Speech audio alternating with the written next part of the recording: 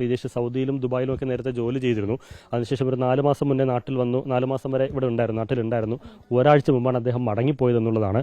അസുഖബാധിതനായിട്ടാണ് നേരത്തെ വന്നതെന്ന് തോന്നുന്നു അല്ലേ? നടുവിന് പ്രശ്നം ഉണ്ടായിരുന്നു, അങ്ങനെയാണ് നാട്ടിൽ വന്നത്. ചികിത്സയിലുണ്ടായിരുന്നു. പിന്നെ റെസ്റ്റും കാര്യങ്ങളൊക്കെ ആയിട്ട് 4 മാസമായിട്ട് നാട്ടിലുണ്ടായിരുന്നു. പിന്നെയാണ് തിരിച്ചു പോയത്. ഒരാഴ്ച ആയതേ ഉള്ളൂ തിരിച്ചു പോയിട്ട്. സഹോദരിക്ക് എപ്പോഴെത്തുക? അവര് 11 മണി 12 മണിയോളാവും എയർപോർട്ടിലെത്തുമ്പോൾ. നെടുമ്പാശ്ശേരിയിലെത്തുന്നത്. അവിടുന്ന് ഇവിടെ വരണം.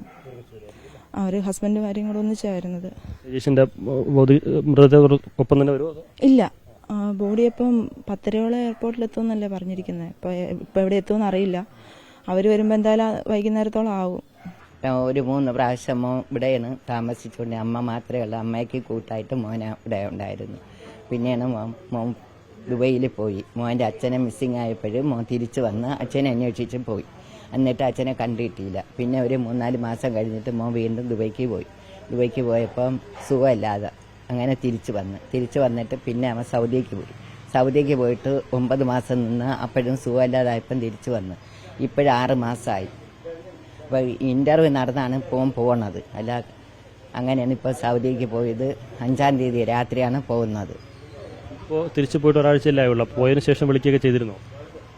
അവിടെ മോളെ വിളിക്കും, നമ്മളെ വിളിച്ച് അറിയിപ്പിക്കും. എനിക്ക് ചെറിയ മൊബൈലാണ്. ഇപ്പോൾ എല്ലാവരും നമ്പരും വലിയ മൊബൈലും അമ്മയ്ക്ക് എടുക്കാൻ അറിഞ്ഞുകൂടാത്തതുകൊണ്ട് മക്കളാരും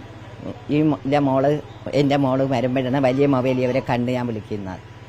അല്ല, ചെറിയ മൊബൈലേ പറ്റുള്ളൂ. വലുതാകുമ്പോൾ എനിക്ക് അറിഞ്ഞൂടാ. അതുകൊണ്ട് ഇങ്ങോട്ട് വിളിക്കില്ല, മോളെ വിളിക്കും. മോളെ വിളിക്കുമ്പോൾ അമ്മ അന്വേഷിക്കും എല്ലാ കാര്യങ്ങളും.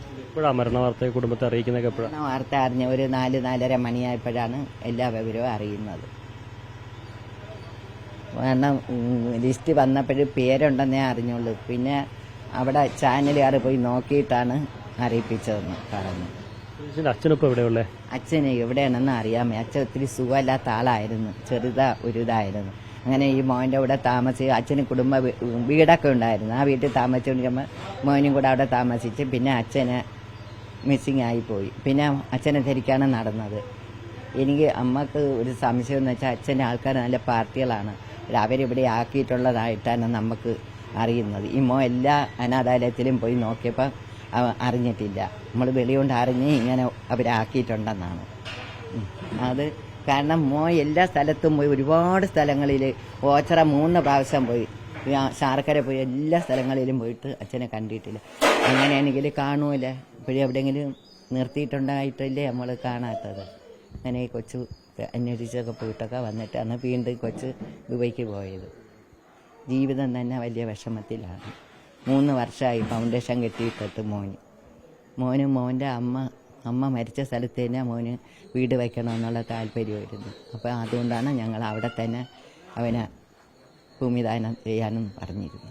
അവൻ്റെ അപ്പൂപ്പനും അമ്മൂമ്മയും അമ്മയും എല്ലാം അവിടെ തന്നെ.